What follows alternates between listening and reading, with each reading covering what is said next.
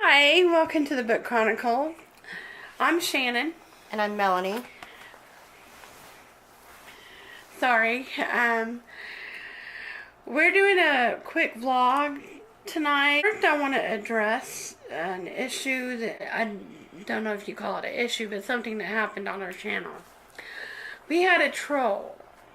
This person seemed like a nice person. They were commenting on all our videos, but then they asked us to add them on Goodreads, which unfortunately we're not going to be doing anymore unless you're a really established subscriber on our channel. We know you really well. They ended up stalking Mel's friends on Goodreads. I hadn't had the chance to add this person yet. I'm going to leave some pictures to show you so you can look out for this person. But they made a very, on one of the admins of our, they left a very racist comment on her Goodreads status. And I'm not going to go any further into it. I don't want to blast anybody. But I'm just going to say that that is not tolerated on this channel. So if you are a subscriber that does want to add us on Goodreads or any other social media, just keep in mind that we're going to be a little bit more cautious. We can't, if you just subscribe to our channel and just started watching us, fortunately not until we know that you're an established, legitimate subscriber on our channel. We're not going to be able to add anybody on Goodreads or any social media or anything. So, just saying. I just wanted to get that out of the way, that we have a zero tolerance. This person has been blocked on our channel. Everything that we know to do. We don't like having to do that, but at this point, where we don't do this for money, or we certainly don't make any money from this. We don't do this for money. We do this because we love books. We love talking about books. We love making bookish friends. If it means losing a subscriber, I'll do that.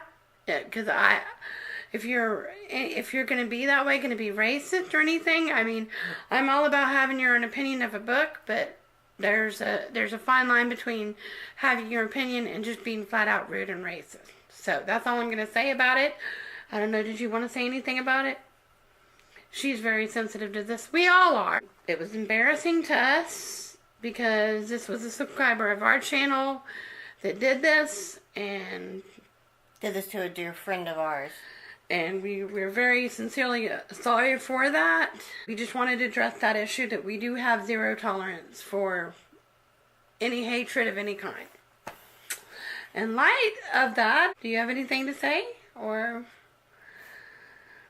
this is just basically going to be a quick addition to our vlog because we felt like we needed to address this. But anyway, we'll be going to Sea Fest tomorrow. I'm meeting hopefully some cool authors, and We don't know exactly who's going to be there. I believe Becky Albertalli. I'm hoping Becky Albertalli is going to be there. We are going to be vlogging. A lot of authors. And I'm pretty sure we're able to vlog there. Yes. But anyway, that's all I got to say. And Mel, do you have anything to add? I've read this week What If It's Us by Adam Silvera and Becky Albertalli. It's about Arthur and Ben. They meet in New York. Arthur is doing an internship for the summer, and Ben is trying to pass summer school. Ben meets Arthur as he's dropping some items off to mail to his ex-boyfriend. Arthur is so entranced by him that he follows him into the post office to meet him. He doesn't get his name or information, so it's the cuteness of meeting, and they're kind of like the Odd Couple.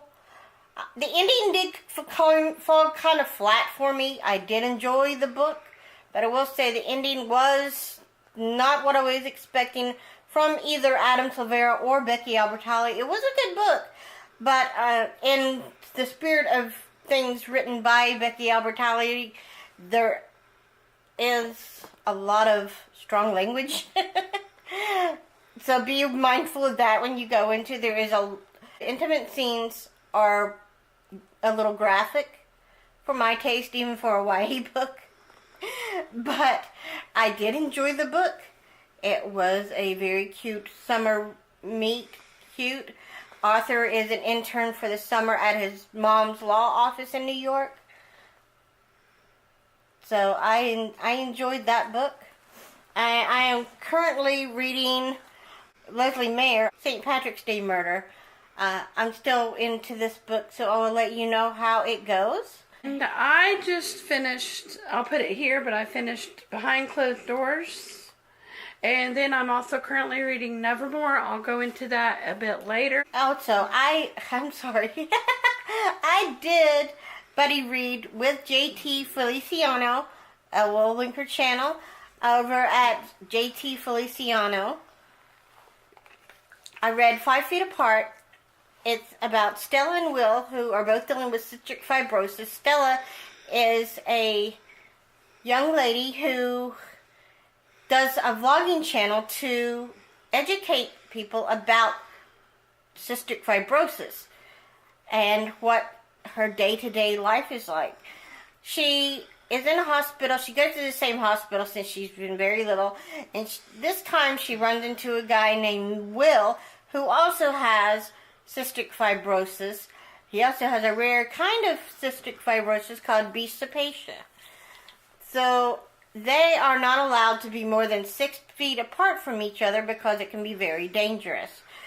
It goes on your journey of what they are willing to do for love. Will they fall in love? I finished the book and I'm excited because the guy that played Rico in Hannah Montana, Moises Arias, is going to play Poe, which is one of Stella's friends. And Cole Sprouse, he plays Will. He was from the Sweet Life with Zach and Cody. So there's some good, very good casting. Have a great nurse that's playing Barb, although I will say I hope she does it justice because I wanted Octavia Spencer to play Nurse Barb because she was a very good nurse. But those are the books that I am reading, currently actively reading, and that I have read. So, And we'll see you at See Ya Fest. see ya! Bye. Hi! Hi!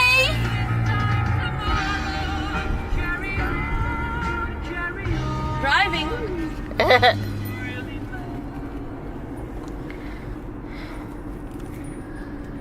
And we're going to do a little reading vlog today and see where the day takes us. We're hoping to see Becky Albertalli today. And Simone Shinani, the author of Goal of Good and Evil. So we will see what the day takes us and what happens today. Starbucks. Here we come. Oh yeah. Going through the drive-thru this morning. Things just stay the same. And then I also wrote a Star Wars book called Lando's Left. It's for a younger crowd. And it's about Lando and his best droid L3 and their adventures when Lando's the proud owner of a Millennium Falcon. I'm Mindy Negus. My books are pretty rough. My debut opens with a 9-year-old shooting someone in the head in order to protect her water source. Then I went on to insane asylums in the 1890s and also a girl that murdered rapists. And my newest book is about heroin addiction. So I will tell everybody that my books don't have any puppies or kittens in them, but then I realized that they do, but they don't. Becky. Take it away! So I'm Becky, and my books are about kissing and prom.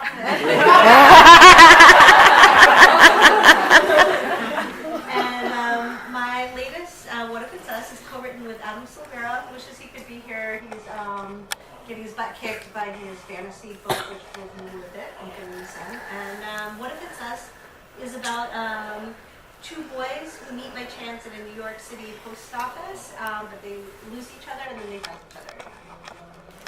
Thank you so much. All right. So the first statement for discussion in my A is all ages. And do you agree or disagree, and why do you think that? Why is for all ages? Yes. Okay, I'm going to answer that coming from a librarian, and so I don't like censorship at all. I think that it is up to, one of my books, my first book, Not Drop Drake, was chosen for a district-wide read for 7th graders at a school district in Ohio, and apparently, and they bought a copy for every single 7th grader. that is so cool. Everybody gets a free book. And then a parent picked it up and was like, no. And then they talked to other parents, and there was this big thing, and like 2 schools dropped together this thing for me. They reached out to me and they were like, hey, some people think the content of this book is too much for 7th graders. This is what happened. We're really sorry. This is embarrassing. And I was like, if a parent says my child is not ready for this book, that is fine, because that parent knows their child. I have a problem when they say all 7th graders are not ready for this book, right? So you Right. make the call for your own, but you don't get to decide what everyone else gets to read. Right. Yeah, I mean, my idea. I'm like, I'm trying to think, like, so I think there's this idea that adults can't read YA because it's like Lester. There's actually like article like 2 or 3 years ago. It's like adults are dumbing down their lives by reading YA books. And it was like very snooty and slate. And so one of the things I hate is I think you can write anything you want. I think people should be able to read anything they want. That doesn't keep you from being critiqued, and it doesn't keep that conversation from happening.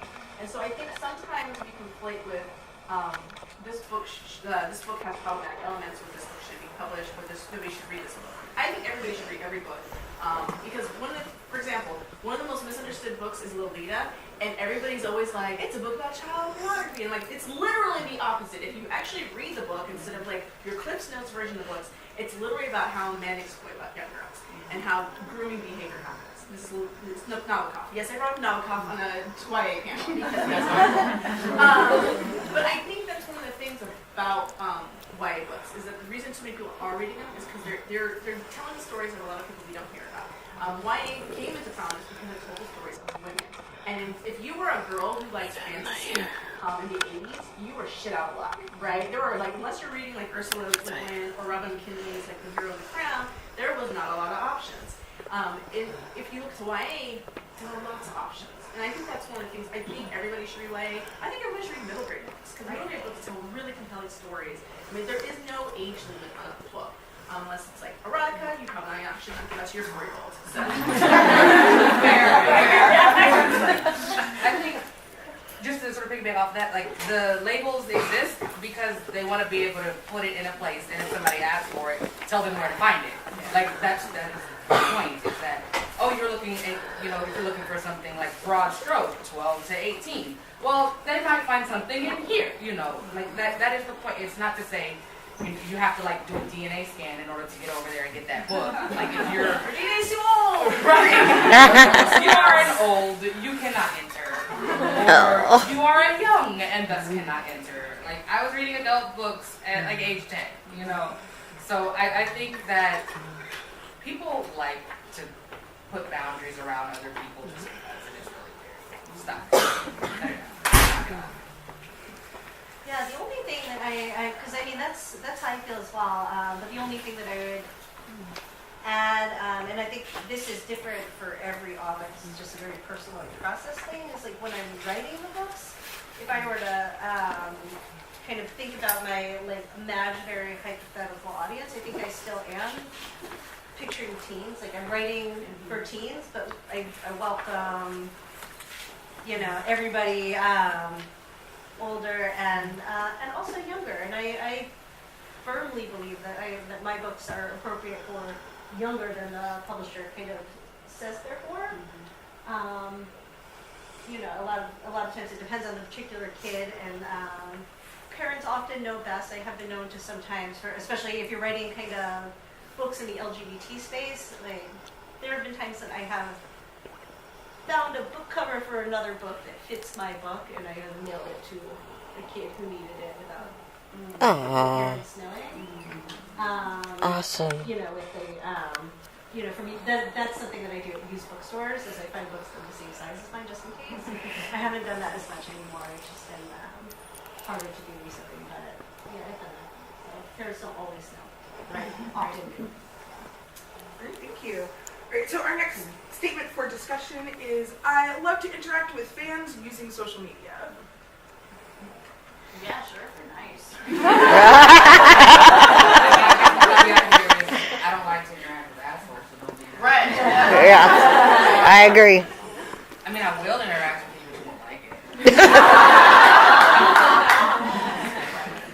Yeah, like, I'm trying to think about this because it's always such a question because like my interactions with most people in the last like 6 months has been like, is there a sequel? When's it coming out? And when you're like trying to vomit out a book, the last thing you want is people to ask you to do it faster. And so like that was kind of like a little bit like like every time somebody would ask that question or I get that email, I'd be like, yes, and I don't know when. Books are hard, right? I think generally, yeah. I think especially in YA, especially on Instagram, like everyone's so nice on Instagram. It's like puppies and kittens, and they're all alive. And they're live. So yeah, I don't mind it. Yeah, I don't mind it at all. And sometimes I will get like really great emails from people that are like, especially for the female species. I will get emails from people that are like, this helped me. And that is awesome and that's really cool. But occasionally we'll get people that will write a 1-star review and then they tag you in it. And they're like, hey, come read the review, I read your book. And I'm like, and I used to go, and now I'm like, Hey, asshole, no. no. Keep that shit to yourself. No, because I can't do anything about it now. The book's done. It's out. That's right. Yeah. If you didn't like it, okay. Whatever. Neither did my mom.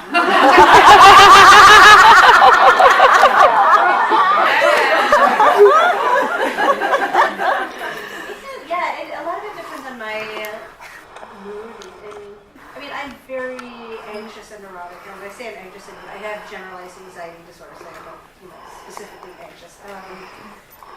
So sometimes, I will get some kind of message from a reader and I'm like so moved by it that it like brings me to like beautiful tears for like years, And then there's sometimes when I've posted something on Instagram that's like, hey, I signed a couple books, at Barnes & Noble near me, and I get messages that are like, come to Canada, and I'm like, why does everybody expect everything of me? I have children, I have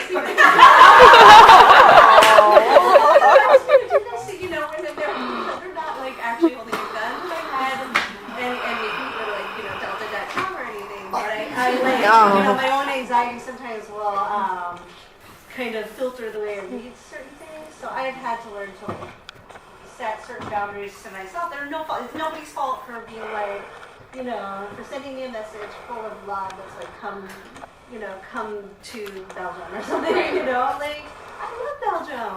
Yeah, but for me, I know that sometimes like depending on my mood, I will take that as a firm directive and feel. Very, and I'll start to be like, oh my god, childcare, like, how am I going to, like, my mom to help my husband with the kids when I go to Belgium to, like, sign this person's book, like, I'm going to stop. I also like to interact with fans about not my stuff, like stuff that I'm also a fan of. General Harry Potter shenanigans or things like that. Like, we can geek out together entirely. I love that. That's fun. Yeah. If somebody else is like screaming about a thing that I'm excited about. Halfway across the world. Alright, so on the opposite side of the spectrum, the next statement to discuss is the world would be better without social media. Yeah.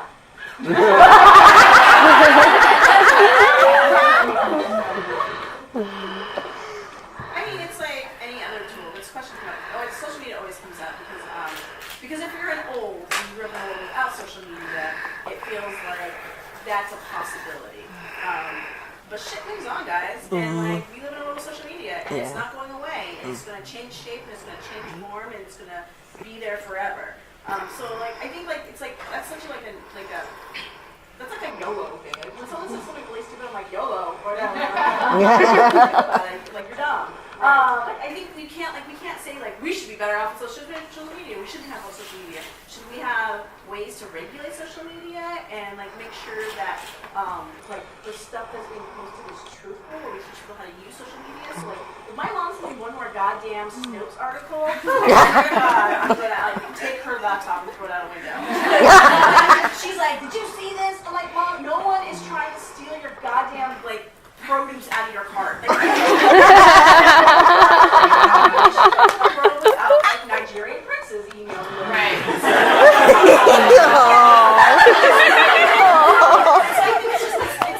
not about like being something. It's about learning how to live with it and making the world better and making it safe. That's great. My mom. So my mom Googled me once.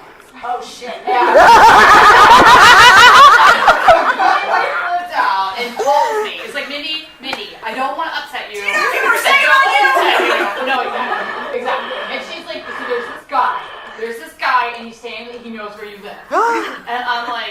Mom, what are you talking about? I was like, what do you mean? She's like, well, and I'm like, where? And she's like, Google. So she lives 2 minutes from me. So I went over to her house and I'm like, okay, show me what you did. And she's like, I just Googled your name. She says, there's this guy right here and he says, I know where Minnie Venus lives and I have her phone number and all this stuff. It's a people finder ad. Yeah. And I'm just like, you're no more electric for you.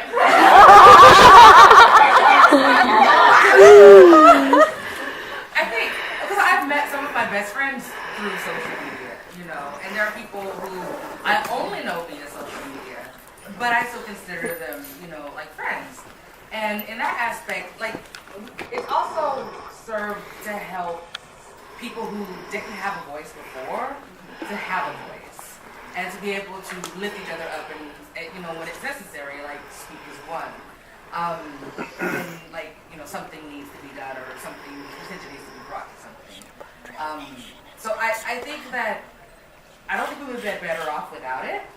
Just like anything, like, I don't think there's anything that we would be better off without it. McDonald's. Maybe like black licorice, like you know. But I think everything can always, there's always room for improvement. I think social media could be improved upon more than I think that we would be better off without it. Yeah, I mean, I fantasize about like, social media not existing, and it's a very like peaceful fantasy for me sometimes. But then, I mean, I guess I keep coming back to the fact that, like, you know, especially writing, you know, the books that I write, and you know, and I happen to meet kind of, in particular, a lot of LGBTQ kids, especially in the South, because I live in the South, and that's sort of like I can most easily get to events in the South. You know, and I meet a lot of kids for whom social media is just an absolute lifeline, and I remember how different it was, you know, when I was in high school. And so I just, I mean, I left Twitter and haven't looked back. So I opted out of certain parts of social media, but I'm glad it's there. All right. So next question is not social media related, but I think you guys would still get a kick out of answering it. So the next statement is, writing is hard. No!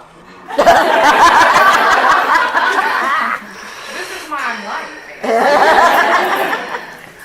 I always figure if something were not hard, everyone would do it, right? Like, if it was not hard to be rich, everyone would do it. Or get rich because you're born into it, bastards. Yeah, like, I think writing is hard, but I think we also have, like, this mysticism we have about writing being hard, right? Like, we, writers are kind of reversed, right? Because we like to make even things that are not bad seem like things that are bad, so our lives seem more interesting. Right? So you always have people like, I'm on deadline, it's so hard. It's like, you're on deadline and you knew you were on deadline for a freaking year, right? This is not surprising me because that's how calendar works. So I just think that part of the, like when you bring it back to social media, it's part of the business of writing being hard. Writing is hard because you want to do it well. If you want to write shit, you can do that very easily. Because people do it all the time. Yeah. And so I think, yeah, I think writing is hard, only as hard as we make it hard. So. I'm a farmer's daughter. My first job was called Pick Up Rocks. And I was 5, and it was 90 degrees. So it's like, this is how I grew up, right? And so when we talk, writing is hard. Writing is hard. But I have done, this is what I do for a living. Okay? Like, I sit in front of a computer, and I string words together, and I make up stories, and people read them. That is not hard. That is not a difficulty. I am not struggling, okay? So that's kind of how I think of, like, writing is hard. It is mentally and emotionally taxing. But I also get to do this for a living, which is an amazing gift.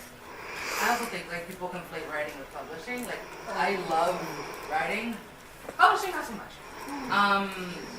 Because it's an industry and it has its issues as many industries. It's an entertainment industry, which is a whole different set of issues. And so, like, I love writing. I've loved writing since I was little. It's the publishing part that has sort of tamped that.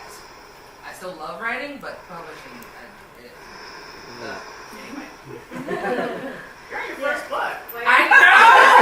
Yeah, you're going to be free in before you're done.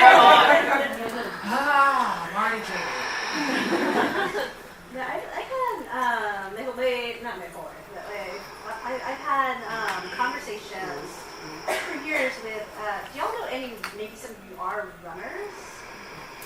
I'm like completely not a runner, but I've heard runners explain to me this way that like running is still challenging for them, but there's this thing about it that's very rewarding for many people.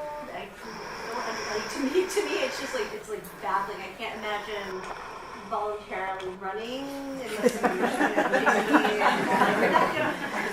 even that. I don't know. It's like, but I think like it finally clicked for me that I'm like, okay, well maybe the way some people feel about running is the way I feel about writing. Like it's always hard, but it's like, you know, that's not a bad thing. Even when it's painful and frustrating, it's still something that like keep coming back to. It's a little bit addictive, and it's very rewarding, and I like the way I feel after it. So I think it's like running. I think I understand. It's like a little bit endorphin going to the gym. Yeah. You put it off, and if you don't go, you feel bad. Right. So the next statement I have for us to discuss is, I have wanted to be a writer my whole life. So have you, and why or why not? Nah.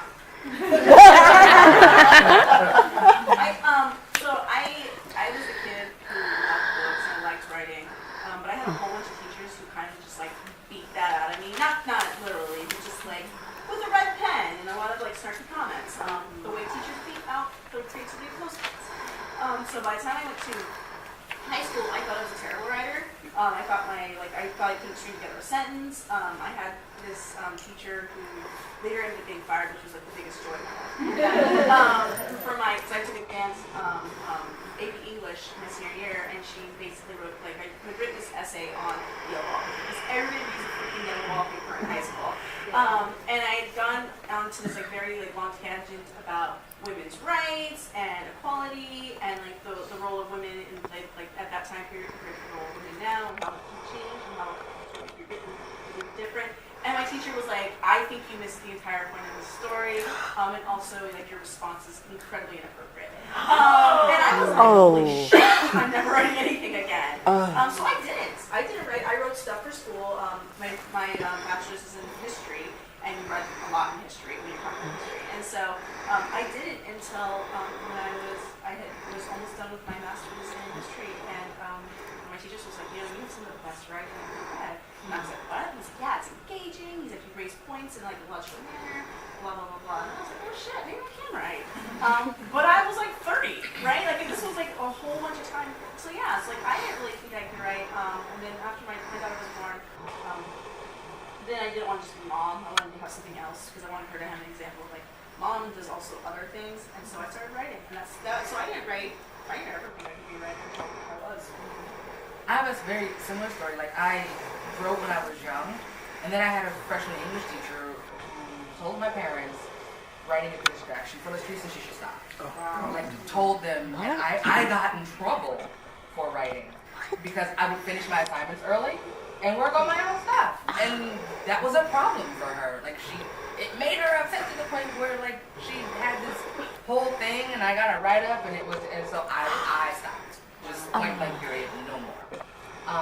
I picked it up again 15 years later, but it was that's a moment where I was because for kids, your English teacher, that's an authority figure, so you see in books, and so I'm well, my English teacher said it, this person clearly knows, she's teaching this. And so I wanted to be an astronaut. That's a good one. Yeah. And then I wanted to be an astronaut, but then I started to have to wear glasses. And you can't be an astronaut when you wear glasses. So I was I don't know what I was. So I went to school to make video games. So that's my fallback. That's cool. Is it? I'll go make video games. And I'll still have to fight racism on the side. Yeah. But, Oh boy. I play video games and I have to fight racism on the side. Yeah. So yeah. Their characters are unique. Yeah. I did always know I wanted to be a writer, and it wasn't necessarily something that was attainable. As I said, I'm a farmer's daughter from Ohio. Live in the country. This was not something that I thought of as a something that you can become. This is something that you're born into, or they hand out assignments and they're like, you're a writer. And I always knew that's what I wanted. I remember taking a test in like 8th grade where it talked about your what you like and what you don't like, what you're good at, what you're bad at, things that you excel at, all of that. And the proctor asked me, what do you want to be when you grow up? And I said, I want to be a writer. And she's like, cool, take this test. So I fill in my bubbles and I run it through and it comes back 88%. I should be a cop. And I think I would have been a great cop, but running.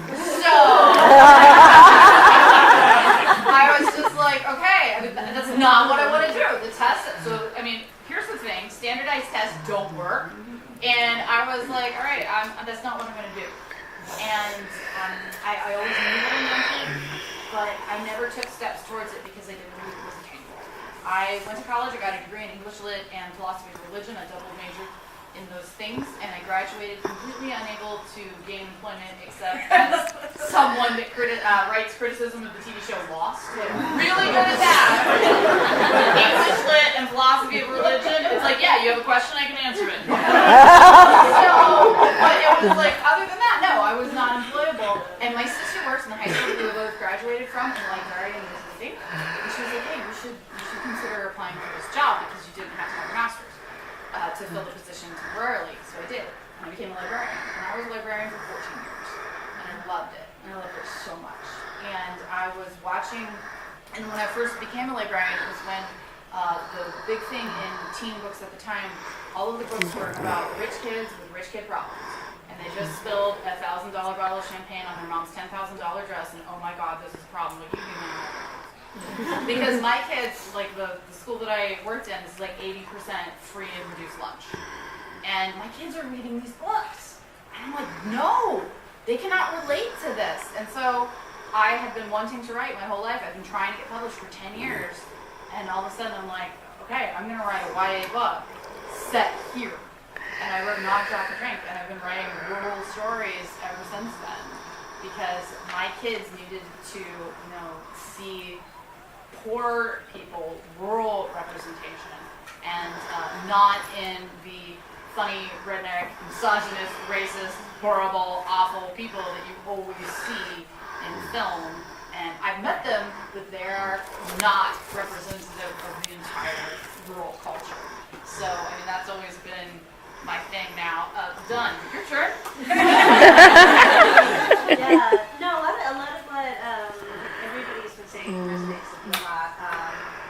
I did always want to write. It's just like something I've always been drawn to do, but I also just I absolutely never thought it was a job. Like, I just didn't think about it as an attainable job. And for me, it was just kind of like, I also love acting. But I was being cast as the tree. My performance as the tree was not stellar. I was, not excelling as the tree. So it was kind of like that. It was just like, oh yeah, like, no, this is something I love. But, and at least with writing, I was like, well, I discovered fan fiction as a teen, and I've been writing fan fiction all along, even as I went on to school, got a degree in psychology. I got my doctorate in clinical psychology. I was a psychologist, and that was my job. And I also would write for fun, but it just never really. It wasn't even that I was scared to take the risk. I just didn't even see it as a possibility until there's just.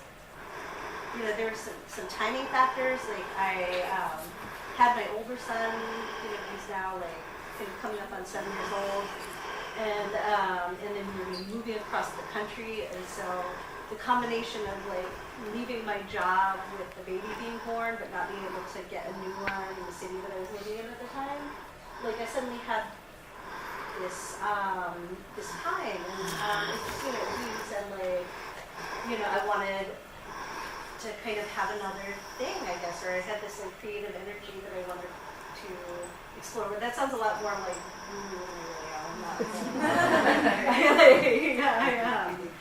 yeah. And so Yeah, so it was like, okay, well, I'll give it one shot, and that one shot ended up being Simon. It was, there was a lot of,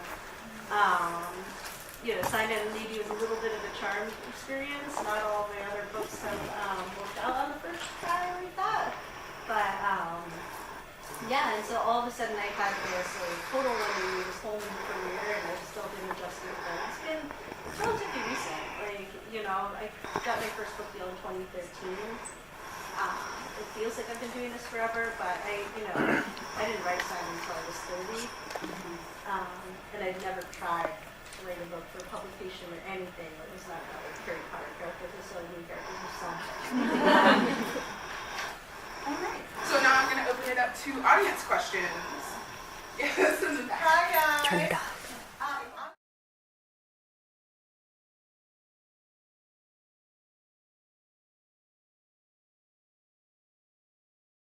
Hey. How you doing? I'm very good. Very good. How have you liked the day? I've had a lot of fun. So, Met Becky Albertalli, uh-huh. and I'm gonna hear later get this signed by Sanam Shanani. And who else did you meet today? I met Al, and I also met Justine Ireland that wrote Dread Nation, and I bet Show the book. It's over there. I read it. I bet he read it with Rico. Let's go over here. No, she's not. And your buddy read this with Lico? Oh, cool. And she signed it. Aww. And there's Mel. She just met Becky Albertalli and got her. Oh, she was so nice. You know, she drew on everybody's book, and she took time and spoke with everybody. And it was so cool. Look what she did to Simon. We gotta go back to because it's almost time for us to play. Isn't that nice? She drew Simon. Isn't that Yep. cool? So, I had a great time. And you're eating some walnut shrimp. There is actually at university, this is actually my alma mater, at university they have Panda Express. So I got some honey walnut shrimp. So, we're having a good time. And We'll catch you later. so how did it go? Good. He was so. What? Yeah? What did you get? Oh my Come word. back. He signed it, and he signed for Melanie. He's like, Wow. he said, which one is Shannon? Which one is Melanie? I said, I'm Shannon. Melanie's my wife. She's out there. What did he say to that? He asked me how I discovered it, and he signed this. Oh, It's a tote bag. how nice. How sweet. Oh my gosh, that is so awesome. She looks so happy. Yes. He was nice. Hi, we're gonna go ahead and close the vlog off. Yes, hi. We went to Sea Fest 2019 today. It was a lot of fun. I was in a wet, rainy puddle, and I got my hair all wet. Yeah, and we're real troopers. We went really nasty, it was rainy. It was horrible because I stepped in a puddle. It was like that movie Christmas with the Cranks where the water falls. Well, one guy drove by as I was walking back on university campus back to my car, which was a long trip, so that I could pick Shannon up. He splashed water on me, and then it got so wet that my hair started getting curly again. But it was worth it. I mean, we I met soaked. some cool authors. We met a lot of awesome authors. They are. You want to? I'll do mine first. I met Justina Ireland. She was so cool. She signed my book. Shannon and Melanie, Dread Nation, Still We Rise, Justina Ireland. And I love it. she was one of the ladies on the panel, and we can just kick ourselves because the author of Reign of the Fallen and Blade So Black were also at the event, and I couldn't believe that. I know, and I didn't take my books, and I really didn't want to have to rebuy any books. And then I met, and I'm sorry if I didn't pronounce this name, but it's Salman Chinani. Chinani. And he signed it, and he actually talked to me. It was so cool. He liked this edition too, but he signed it for Melanie and Shannon. Which school is yours? And that's my experience. And then we both got to see Becky Albertalli, and she actually was able She to is totally awesome. took She signed both pictures. these. And she talked for about a good 15 minutes to us. She signed our book Leon the Offbeat. and Simon versus the Homo sapiens agenda too. And she always does a little art too when she signs. Yeah, there's Simon, and it says "Love Becky Albertalli," and for Melanie and Shannon. It was so awesome. I had no idea she was going to be there. I really didn't know until like yesterday. This was last minute, guys. I didn't so- know anybody was going to be there. And did you see in this how she drew? But she always draws. She takes time. She was about to order pizza because the line was so long. Bless her heart. But she has little clouds and our words are, our names are in clouds, and then she has a little drink cup for Leah. And I talked to her about her other book that I just finished reading. And then Saman Chadani was given away. Each book he signed a tote. And he signed the tote too. It came in this little package and he signed. But it says School of Good and Evil. I just love it. We just had the best day, even though it was rainy and cold. Yeah, I mean, and- this was, and we got to eat good lunch. Yeah, we went to, there was, at university, there was a great kind of a food court there. I had noodles and steak and They had a Panda Express beef. there, and broccoli. which was an Asian cuisine type restaurant. So if you don't have, I'm sure a lot of people have Panda Express where they're at, but it's an Asian cuisine restaurant. And I had the honey walnut shrimp, and she had the steak, and there was a line for that, but there was a break, and we hope that you've enjoyed the video and getting to sit in and watch the panel as we got to watch the panel. Yeah, and we enjoyed sharing this experience with you through this vlog and through YouTube. Allows us to be able to share that experience with you. And chronicle our lives, having fun, and that's why we call the channel The Book Chronicles. And that's why we're trying to put really good, stuff like people will. Well, that we enjoy because we enjoy books, and it's mainly for our friends and for us. Because God forbid, if something was to happen to one of us, we would have these videos to hold tight to our hearts. So we hope that you've had a wonderful day. Well, I know we have, and I'm exhausted. I'm gonna go just lay down and. And I'm going to take a nice hot bath and just relax and get this rainy stink off me from today. It's been, ugh. So, but until next time, I'm Melanie. And I'm Shannon. Peace, love, books, and coffee. And many blessings. Bye. Bye.